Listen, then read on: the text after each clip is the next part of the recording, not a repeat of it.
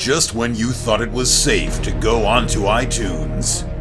This is Next Level Guy, the only website that makes self-development as fun as going to the movies.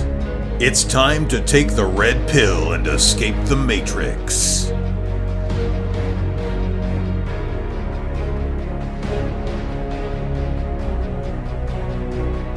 Hello and welcome to the Next Level Guy podcast.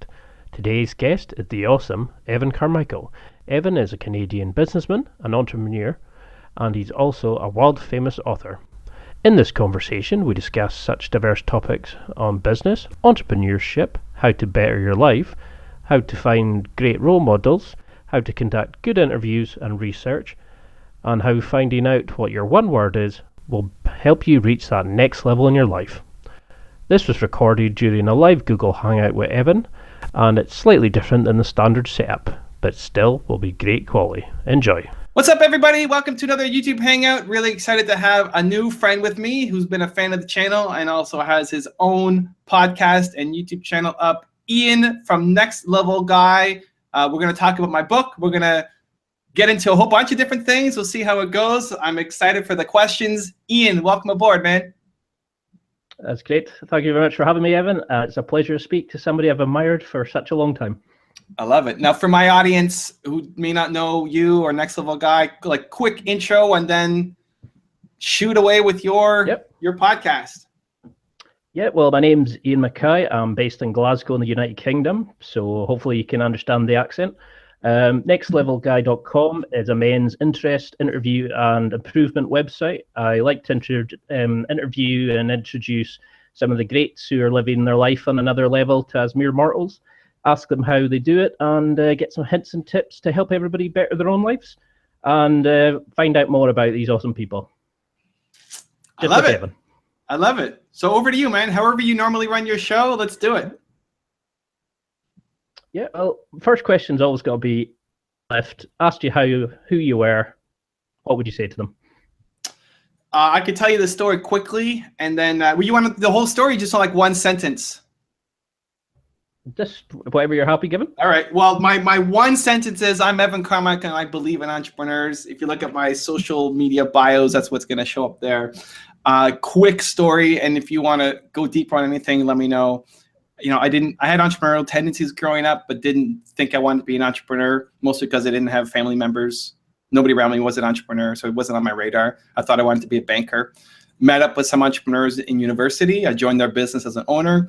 Had to make the toughest decision of my life between staying at this business that wasn't working and taking my dream job that I thought I always wanted. Took the risk and did my business. We struggled a lot. But ended up getting through, and we landed customers in 30 countries, and we got acquired 3 years later. Then I went to become a venture capitalist, helping raise $500,000 to $15 million for companies. Then started doing this, helping entrepreneurs. I have a popular website, YouTube channel with 600,000 subscribers, and a new book out called Your One Word. And I love helping and believing in entrepreneurs. Great answer. So you created a company at such a young age. You know, can you just go into about where that creativity came from, where the business idea came about, and what did you learn from doing it? Because I think you were 19. Yeah, so I had a bunch of kind of failed companies going into that, or just little entrepreneurial ventures, from trying to sell my artwork to selling baseball cards to a whole bunch of different little side things. With that business, I was in university. I connected with two researchers who had developed this software that they were selling but didn't have a ton of success with. And I didn't know anything about science. I didn't know anything about programming. Science was my worst subject in school. I dropped it as soon as I could. But I joined on the business side, and my job was to drum up interest. So talking to the media and lining up partnerships and helping out customers. And at the start, we really struggled and had a really hard time. I was making $300 a month with that business. And the thing that really saved me was just realizing that I wasn't the first guy to try to do this before. I was trying to come up with every idea myself. And I realized, listen, somebody has already figured this out, how to sell software. I need to find out what they did and apply it to my business. And that's where I modeled Bill Gates and how he started Microsoft. And that's when my company started to take off. And so, I mean, it's what you do on the Next Level Guy podcast, right? Like, you interview people who have done more than some of the people who are listening. And by learning from their success, they can hopefully have more success in their lives. And so that shift in my thinking, just to realize that, listen, I don't have to figure everything out for myself, really helped transform the business in the early years. Well, you do a frightening amount of content at the moment, some amazing YouTube videos.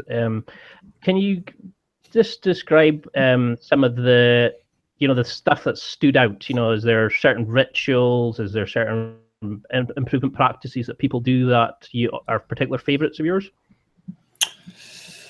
I think what most people think most entrepreneurs, successful entrepreneurs, have is not real. I think people believe that you need to be this outgoing, charismatic, dynamic, A-type personality to have success, where it's not true. A lot of people who've had tons of success you've never even heard of. If you look at the list of the wealthiest people in the world, and you take away the people who inherited their wealth, it's all entrepreneurs. And a lot of that list, you've never heard of the people on there, because they just don't go all in on being an extrovert type A personality. It's not who they are. And so if I had to look at some of the common denominators between the successful people, one, they had an idea. And I think that's maybe the easy part. We all have ideas. Listeners to your show has an idea for what they want to do. The second thing was, though, that they got started. And that's where a lot of people have a hard time. Just getting started, just taking that first step. Like, I don't know how to get started. I don't know what my first step should be. They're so worried about taking the perfect first step that they don't do anything. But really, there is no perfect first step. Just do something, anything, and then do something again the next day. And with time, you'll figure it out. And that mentality really helped and really served the most successful entrepreneurs in the world. They got started. They have a plan? Sure, they had a plan. Was it the perfect plan? No.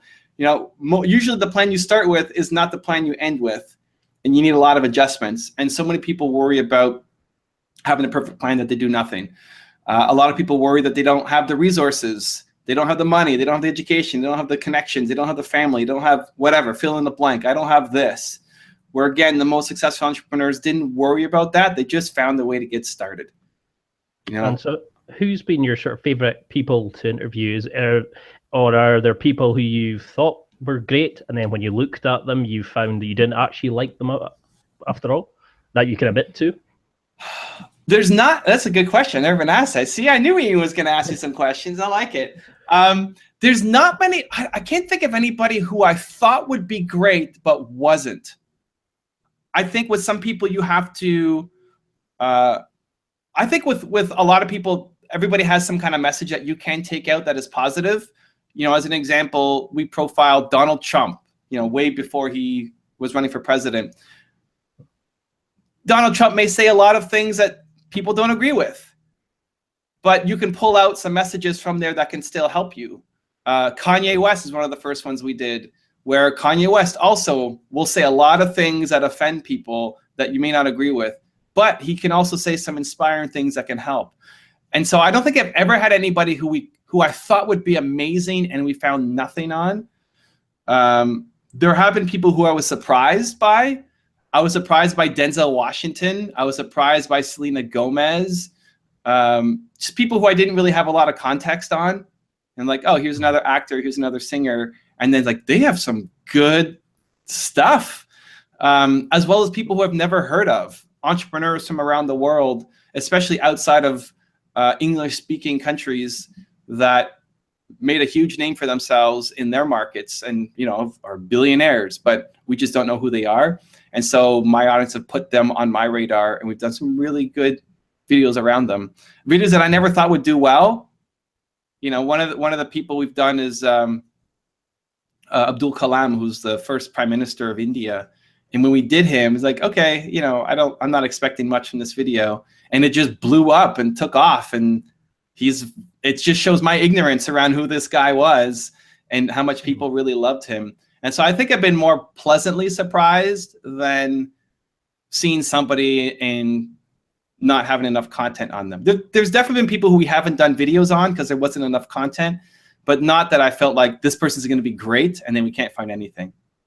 Yeah, I mean, that's something I found when I first started was, you get the major names, but then you find the small little people or the people who are building a reputation, and some of the things you found out about them, and you can take something from everybody. There's always a tip, there's always a story, a reason not to do that, or to, something to inspire or to motivate or to make you just get off the couch. And that's when I found your site. I loved it because you look at so many different people.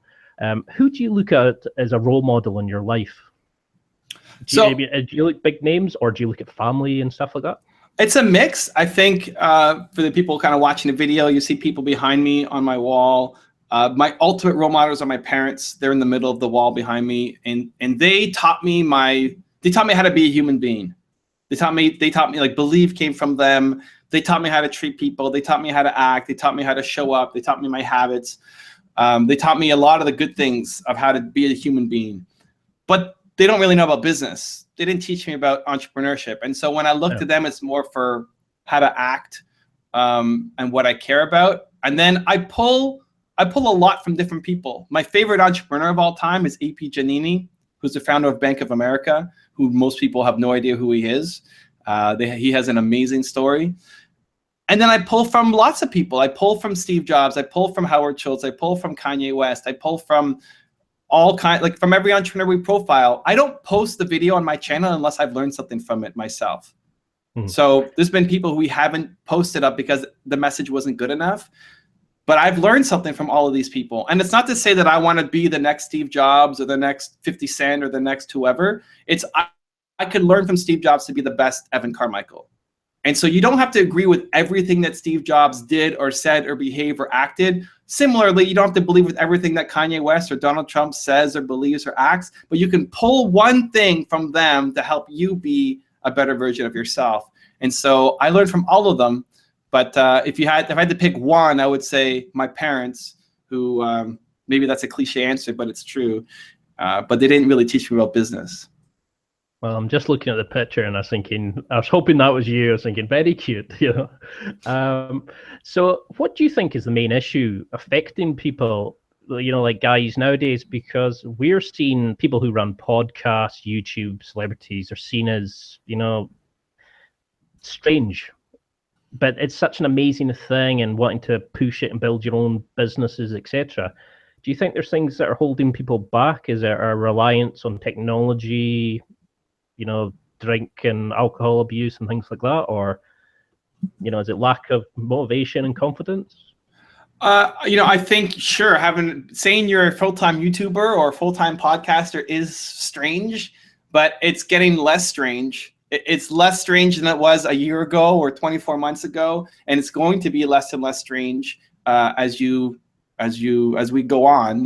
Who would have thought that professional gaming would be a thing, that you could be a full-time video game player, not programmer, but player. I think the biggest thing that holds people back is just limiting beliefs. It's just feeling that you can't do it. If somebody tells you it's strange, that's okay, you can deal with it, but it's when you think that it's strange, when you think you can't do something. And every time I've made a major breakthrough in my business, it's because I've broken through a limiting personal belief. So if I go back to my first software company, the belief was I need to come up with every idea myself. And I had to break that to say, listen, somebody else has solved this. I want to fix it. Another early one I had was I was too young. I was 19 years old. I'm trying to sell to people who are 2-3 times my age with PhDs in things that I sucked at and dropped out of as soon as I could. So I always felt like they're not going to take me seriously. They're not going to respect me. They're not going to listen to me. And then I realized after being kind of forced to talk to one that all they care about is that I can help them. Like, can what I do help them? They don't care about everything else. And that was another shift. Like, oh, like I'm not too young to do this. I can do this. And so I think every major obstacle is just the ones that we create inside our own heads. It's not that you don't have enough money. It's that you think you don't have enough money. That's it. Because there's been a lot of people who've been way more successful than you are that started with way less than what you already have. And if they can do it, you can do it too. It's just your mindset and your beliefs that are getting in your way. So say if somebody's listening right now and you are a very inspiring person and they think, right, that's it. I'm going to start my own business. I'm going to do X, Y, Z, whatever it is their goal. What tips would you give to somebody just now? You know, is there rituals, mantras, ways to get past those limiting beliefs? I think you've taken it to another level, you know. I think that's where the book comes into play. I think self-awareness is really important. I think when you understand what your most important core value is, the book is about finding your one word, your most important core value, which becomes the lens through which you see the world. And so for me, my one word is believe. So when I understand that it's believe, now I can design rituals and I can design an environment, I can design a morning routine that fits that best. And so when you understand what is the world that you want to create, like what does that best version of you look like? We've all had these moments when we've been pumped up, excited, full of confidence, ready to go and take on the world. Maybe it's after listening to an episode of Next Level Guy. You know, people are all jacked up and ready to go. But maybe that happens randomly. Like maybe that happens at 5 o'clock on a Thursday afternoon, right? And so if you know some of the things that get you motivated, pumped up, and excited, put that in your morning routine. Whatever that is. It could be listening to a podcast, it could be reading a book. For me, there was this great book that I read a couple pages of every morning that got me energized. Now it's videos, whether it's watching, you know, my YouTube channel or somebody else's channel, whatever it is, there's no judgment. You know, if like hopping up and down on one foot with your hands crossed, like that's what gets you energized, amazing. Like do that every morning. So you're building it in with purpose into your routine. So there's no one like, hey, if you floss your teeth backwards with your left hand, that's going to be the thing. Everybody has to find their thing for them. But we've all experienced it before. You have experienced feeling confident and feeling excited in whatever your one word is. Even if you can't articulate it, you've experienced that overwhelming feeling. So understanding what made that happen and then programming it into your morning routine so that it's happening with purpose and consistency instead of a random occurrence. So how would you recommend somebody builds up consistency? I mean, is this something you've struggled with personally, or are you just always been pretty good at just keeping going once you get started? I think it's important to schedule it in. I think you have to, like, if what you spend your time on, you can look at your calendar and you'll see what's your priority. Show me your calendar of where you're spending your time and I'll see where your priorities are. If it's important, then you have to schedule it in. And I think it's easier to schedule it in the morning than trying to make it later on in the day when your day explodes on you and there's crisis and emergencies or you lose your energy, you're tired. It's easier to put it in the morning. Not to say that you can't put it later on. There's a theory of the big rocks first, where if you have a jar and you've got big rocks, small rocks, and sand, if you put the sand in first and then the little rocks, the big rocks aren't going to fit. But if you put the big rocks in first and then the little rocks will sort their way out and then the sand will fill it up and everything will fit into the jar. And so big rocks first into your calendar. If this is important, then show me it's important by putting it into your daily routine. Schedule it in, make time for it. You know, if watching a video in the morning is a thing that gets you jazzed up, don't, put 5 minutes in your morning routine and hope that that's going to be the magic 5 minutes, right? Like you might need to schedule 20 minutes out. Okay, that means I need to leave at this time from my home, or I need to wake up at this time. Like set yourself up for success and schedule it in so that's important and you're much more likely to follow through. And has there been a change that you've made that may seem counterintuitive, that would sound like it's going to fail, but has succeeded? For instance, the pickup artist used to say, ignore a girl that you fancy, and it gets her attention onto you because she wants what she can't have. I know it's not the greatest, but is there something that you've maybe done yourself or somebody you've researched, for instance? That's interesting. Ian asking the questions here. I like it. Is there something that I thought wouldn't work, but ended up having a lot of success? I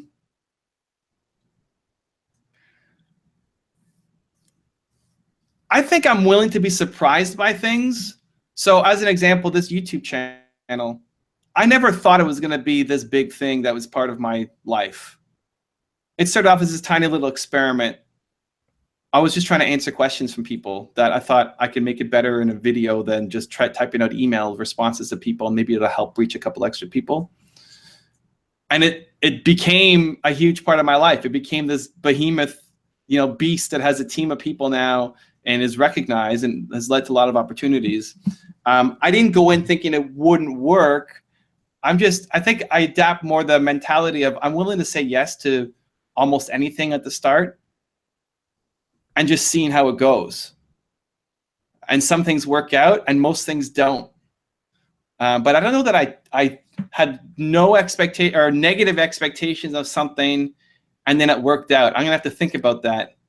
I have nothing for you on the spot. It may come to me. So you kind of just go it, just try it and just let it go. That's a good way of thinking. I thought this interview was gonna be really bad, Ian, and you surprised me. Thanks, I think. So what do you consider your greatest failure? What did you learn from it and how did it shape your future choices and your way of working? Because you've done so much and blown things way out, of the water. Has there been one thing that's maybe changed your thinking, your life, your habits, or? I think here's the thing, I wouldn't go back and change anything. So when I'm asked this question, it's like, what's your biggest regret or what's your biggest failure? There's a few I can point to, but I also am grateful for them because they helped make me what I am now. I think my biggest failure was I missed out on a $40 million deal with my company. I was so focused on the planning. And we talked earlier in the session about planning. That was me. I was the guy who over-planned. And I was at my business partner's condo. That was our headquarters. And I spent an entire summer writing our plan. And then a huge company came into our industry and wanted to buy companies. And we were late to get to the table. And it became us versus our biggest competitor. And we lost. And our competitor got bought out for $40 million. And we were not prepared enough for that pitch because I was off on some other plan. And that stung. Hey, I could have sold my business for $40 million. I was super excited. I was really young. But it also taught me the lesson that you got to get out there and test your assumptions.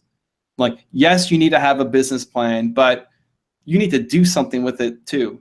And most of your plans are going to be wrong anyway. So get out there and start doing something about it. We need to be a lot more agile and you got to actually start taking action instead of just thinking. And so was the biggest failure, maybe one of my biggest regrets, but it also taught me a really valuable lesson that I carry forward to this day. Because they always say that, a half-assed plan started is better than a perfect plan always thought about, but never actioned. You do look at some amazing people, you've talked about some already. What criteria do you look for in people to, for them to be displayed? Do you have principles of a good person, a good man to show to people? Is there somebody, what should people listening look at people for their role models and habits, etc.? Yeah, that's a great question. So when we started doing the videos, it was only entrepreneurs. It's like, this is a channel for entrepreneurs. I'm only going to profile entrepreneurs. And then I would always ask for requests like, hey, who do you guys want me to profile next? Who do you want us to all learn from together? And people would request a whole bunch of names. And one name that kept coming up was Michael Jordan. Michael Jordan, yeah, he's kind of an entrepreneur, but really he's known for his basketball. And it kept coming up. And so okay, let's just look into Michael Jordan and see if there's something there. And there's a lot of really practical advice that he has on success that you can apply to being an entrepreneur. So I'm not going to show a video of how to take a jump shot or how to dunk or how to do any of these basketball related things, but there's a lot in his message that you can then learn to apply to yourself that I personally learned from. And then I said, okay, if it worked for Michael, then maybe there's maybe that singer. Can we learn something from Lady Gaga? Can we learn something from a politician? Can we learn something from these people? And almost invariably, the answer was yes. And so all of the suggestions come from the audience, is from my fans who are watching. They tell me who we should do next, and whoever's kind of mentioned the most, that's who we look at next as their initial criteria. Some people we can't do, you know, they passed along a long time ago. You know, Alexander the Great. Okay, like there's no content. We've been interested. There's no video on him unless we make it. And then, so that's the first criteria, like who are the most requested people, because we want to do this for the audience to learn and grow. And then, do they have a message that moves me? Like, am I learning something from this? And there's been people who have been requested, but I didn't learn anything from. Maybe they had bad interviews. Maybe they're not really on camera a lot. There just wasn't enough content. And so I need to learn something from it. And it's not one specific thing. It's not like I would need to learn confidence today, and so let's find somebody. It's being open to the message and learning something from each individual person. And if we can find a clip on it, then we incorporate it into it. Sometimes we have enough to do an espresso, but not to do a top 10 because we can't find 10 good enough clips. But I need to be personally moved by it. If I have learned something from it, then I'm willing to share it. If I haven't learned anything from it, then I'm not going to share it with my audience. Because this is where the site came from for my site. Was there were so many things I wanted to know about, and I always wanted to speak to people and find out more about it. And I thought, if I'm interested, so is everybody else. And your site growth, for instance, just demonstrates that there are so many people who want to change, but they don't know how to do it. And you do a fabulous job of motivating, inspiring, and showing people, you know, the way to go. And I can't thank you enough for the content you put out there. Just now, I know we're coming close to our time. What if somebody's listening right now? They're fully inspired, really motivated. What, say, 3 pieces of your content would you drive them towards? You know, what should they check out first?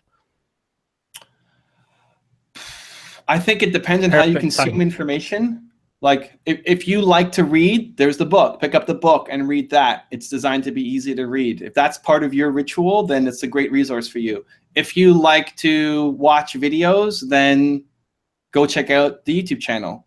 I think the more can fit within your current way of processing information, your current way of learning, then it's going to be easier for you to pick it up. So depending on your style, there's a website with great content. There's a YouTube channel. There's the book. I'm on social media.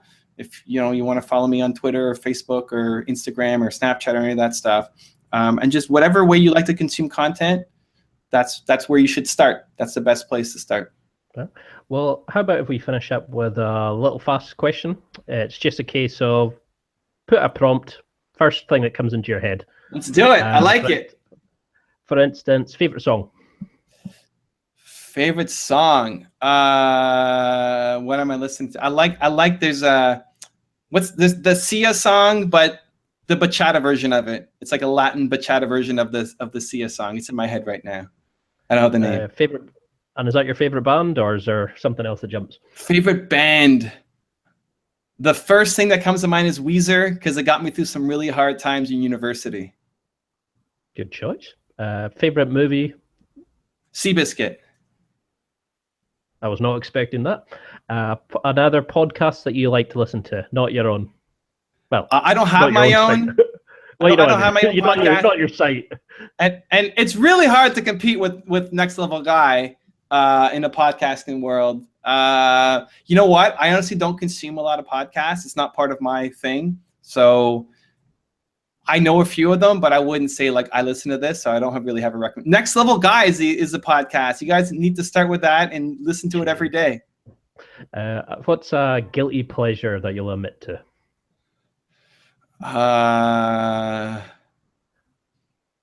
I'm proud of what I did. Like playing League of Legends, salsa dancing, I don't know, eating chocolate. I'm not really feeling guilty around those things.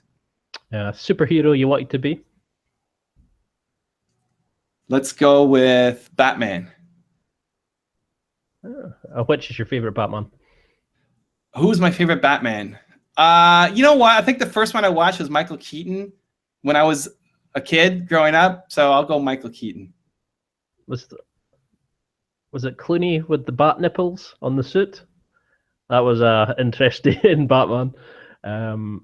Let's think. And what would you say right now to everybody listening? What's your big message? What do you want people to come away from this interview remembering?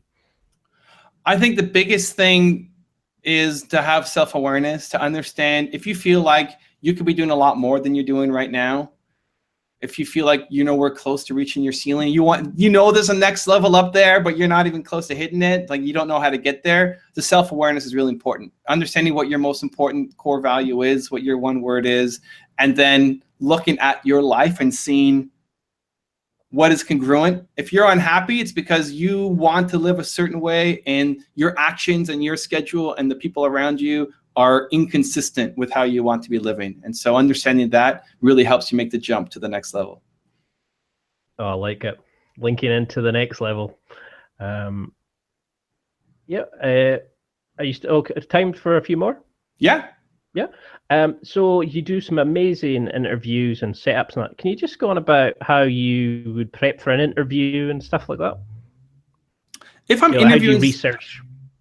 Yeah, like I have a little bit of context on the individual. We'll also open it up to my live audience for questions they have. They're giving me a hard time right now because they're saying that Batman is not a superhero because he has no superpowers. Zeno, looking at you, man. You give me a hard time over that. So we'll take some questions from the audience and also just my own, we have a topic that we're talking about and I have my own thoughts about it and I have my own, history of entrepreneurs asking me these questions.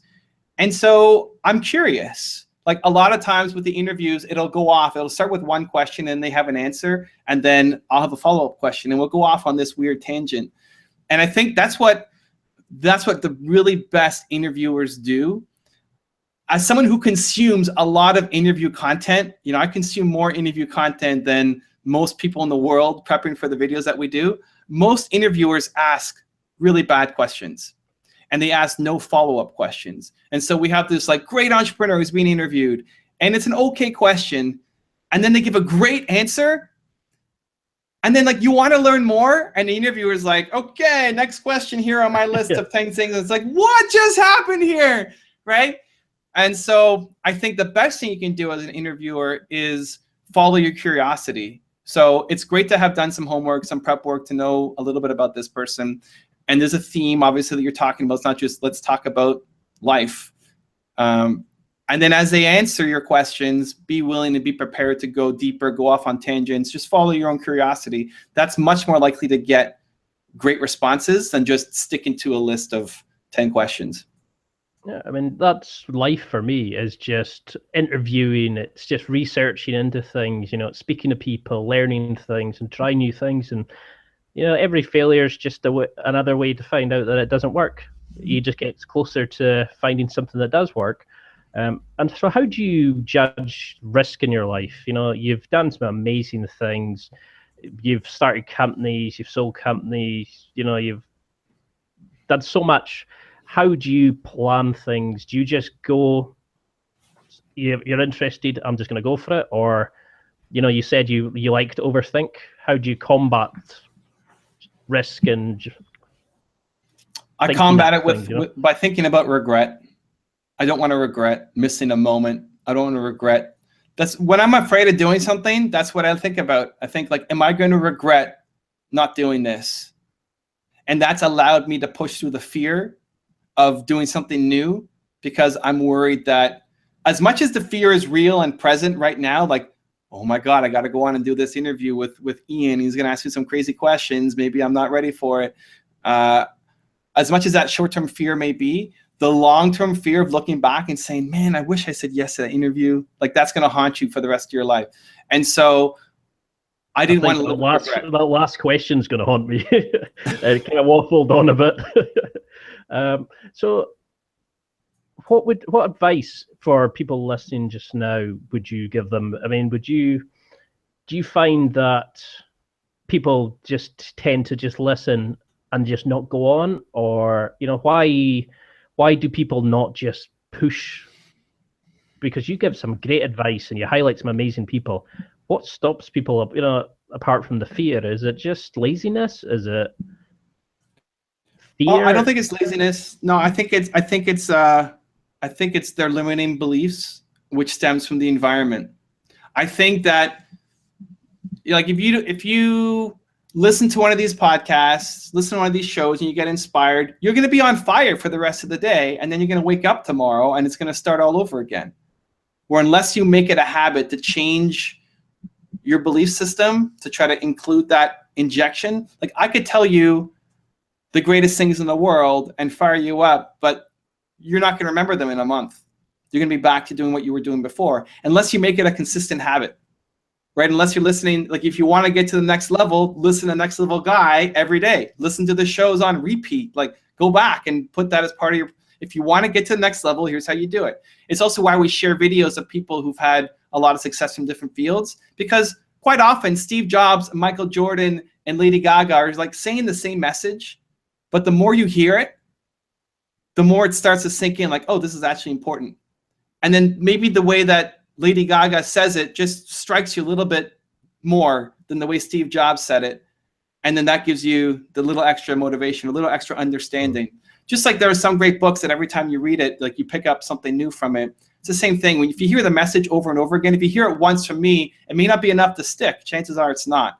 But if you listen to Ian next week and he's saying the same thing, or you watch a video of somebody, like the more you are in that environment, the more you're going to start actually taking the actions because you've changed your belief system. Most people just get that shot of inspiration, and then because their environment is really bad, they fall back down to where they were before. And what's the worst interview you've ever heard? You mentioned you've heard some horrors. There are some people who are just bad interviews. And I think it's really on, like, I think you could do a better job. I think if you were interviewing them, I think everybody has a story inside them that need to be pulled out, but not everybody is naturally charismatic. Elon Musk is a terrible interview. All of his interviews are really bad, but some people ask him great questions and pull it out. John Travolta was another one. We couldn't actually do a top 10 John. There you go. Back to your first question. Who was somebody who I thought would be great but wasn't? John Travolta. I expected more from John Travolta than what he gave. And it's mostly because the people, like he's not sharing a lot of wisdom in his interviews. And most of the people asking him questions are asking stupid questions and they never take it further. And so we didn't have enough content to make a top 10 of. But there's lots of those people who are kind of introverted or have a hard time being really precise with their message. And I blame the interviewer, because that's your job as an interviewer to get a good interview out of it. And I feel like you look at Larry King, you look at Oprah Winfrey, these people can get good interviews out of anybody. And I wish Elon Musk and John Travolta would go on one of their shows so we'd have better content. No, I'm just noticing the time. Do you want to wrap it up, or are you okay for? Yeah, I have one in 9 minutes, so I should probably hop off and get ready for that one. No, I just want to say, Evan, it's been an absolute pleasure. There's so many questions. That's why they're all kind of waffling and muddled together. I just would like to say a massive thank you for all your great content, and I can't wait to get the book. I'm just honored to have the chance to speak to you, and I can't thank you enough for this. I love it, Ian. Thanks for the time, and thank you for everything you do to try to spread some good out there and help people become that next level version of themselves. And once you get the book, let me know, and maybe we'll do a part 2 afterwards as well. I'll hopefully be more organized by then and not very musky, shall we say. But it's been a pleasure. I can't thank you enough. Thank you. Awesome. Thanks, Ian. That's it for another week. Thanks for listening. Absorb it, practice it, use it. Until next time, keep trying to hit that next level in your life.